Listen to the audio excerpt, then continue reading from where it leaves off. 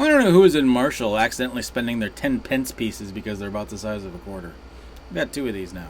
I got them like a year or two ago, so maybe this is a little late to ask, but yeah. There's a British person accidentally spending their British dimes as American quarters. I got two of them. Hopefully I'll get to England someday and maybe I can spend 20 pence on something. Can you buy anything for 20 pence anymore? I doubt it. It's cassette story time, side B of how we usually do things here. So let's get to today's cassette.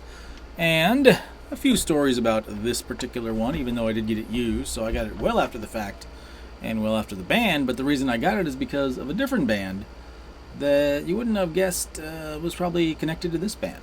Unless you know.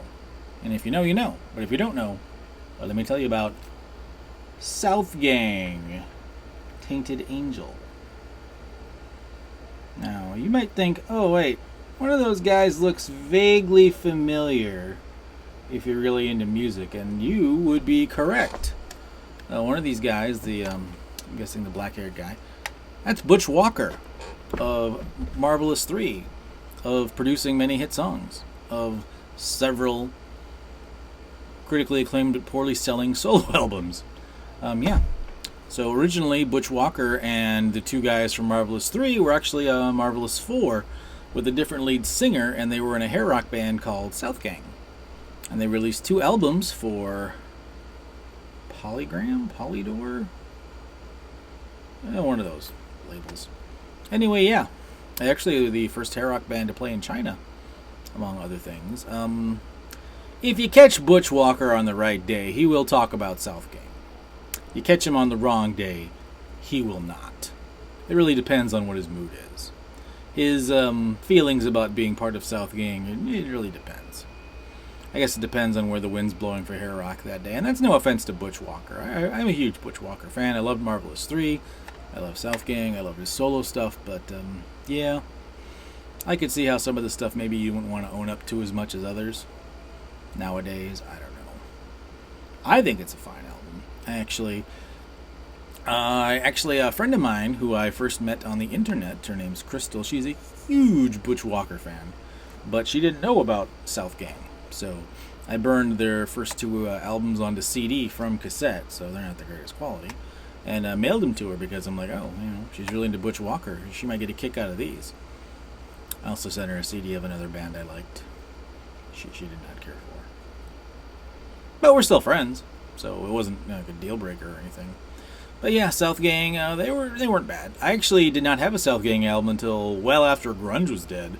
I don't know, for a while I was just in the mood to pick up on some albums I missed out on, and Last Stop CD Shop here in town, sometimes you get 4 cassettes for $10, sometimes you get 5 cassettes for $10, and I was still kind of buying cassettes, so I'm like, I could check out some of these bands that I read about back in the heyday of Rip Magazine, Hit Parader, and Circus, and like, some of these bands I missed out on, but their cassettes are super cheap now, so, I don't know, see what I missed, and this was good.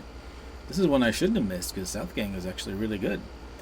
They got some good songs on here like Love for Sale, Tainted Angel, Big City Woman, Russian Roulette, that's a banger.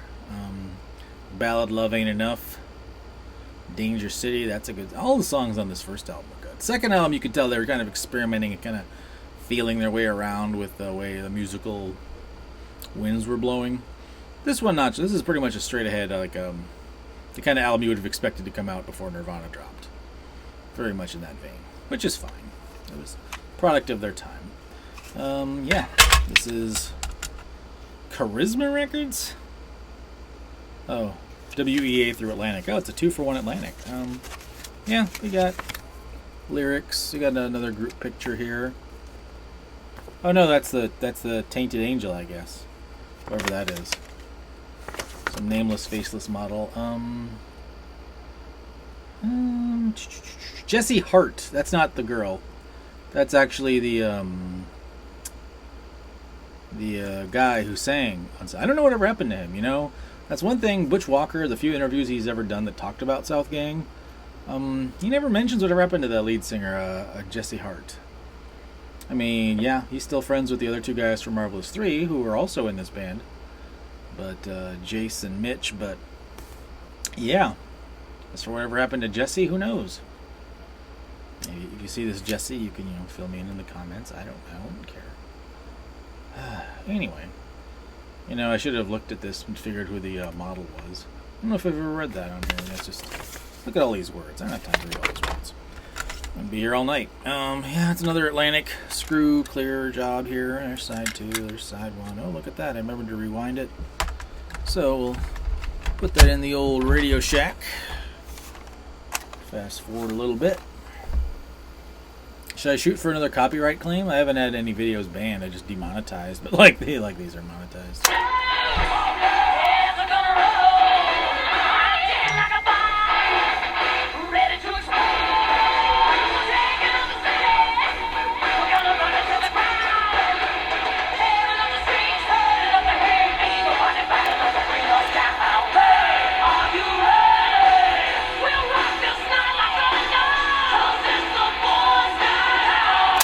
Yeah, I'm actually trying to get copyright claims there. We'll see if it works. Now, last time I got copyright, it was like instantaneous. It was crazy how quick they copyright claimed Monkey Business by Skid Row. But we'll see if they copyright claim Southgang. I'm genuinely curious. That's Southgang. And a little bit about Butch Walker. And the question of whatever happened to Jesse Hart. And who the heck this is. I don't know.